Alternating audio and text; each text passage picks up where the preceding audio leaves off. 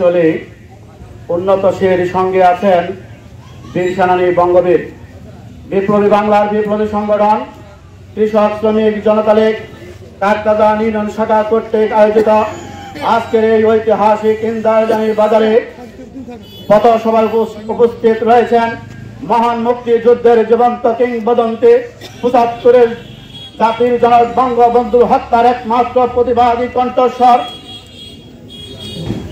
কৃষক শ্রমিক জনতা লীগের প্রতিষ্ঠাতা সভাপতি বঙ্গবীর কাদের সিদ্দিকী বৃহত্তম সহ টাঙ্গাইল জেলা সখীপুর উপজেলা কালিহাতীর উপজেলা এবং এই কাকরাদা ইউনিয়নের কৃষক শ্রমিক জনতা লীগ তথা অন্য অঙ্গ সংগঠনের নেতৃবৃন্দ এবং আমার পিতৃতুল্য মুরব্বিয়ান এই ইন্দ্রাজানির অধিবাসী যারা রয়েছেন তাদেরকে আমার সংগ্রামী সালাম ও শুভেচ্ছা জ্ঞাপন করছি। আসসালামু আলাইকুম।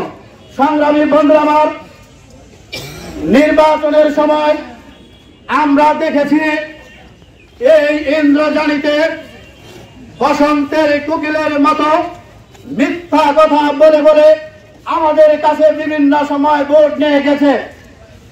নাম হচ্ছে জলিল, ভোটের আগে কয় আব্দুল জলিল, ভোট গেলে হয় জয়লা। কিন্তু বঙ্গবীর কাদের সিদ্দিকী বীরত্তম ৩৩৩টি যুদ্ধের মধ্য দিয়ে জীবনের মায়া না করে ১৮,০০০ কাদিরের মধ্য দিয়ে এই বাংলাদেশ কেড়ে দিয়েছিলেন একটি লাল সবুজের পতাকা। আজকে সেই বাংলাদেশ বিশ্বের দরবারে মাথা উঁচু করে দাঁড়িয়েছে। বন্ধুরা আমার, আজকে ইন্দ্রাজানি বাজারে আসলে দেখতে পারি এক শ্রেণীর অসাধু লোক, আমরা তার আপনারা কোন দলের সেই কথা আমরা বলতে চাই না।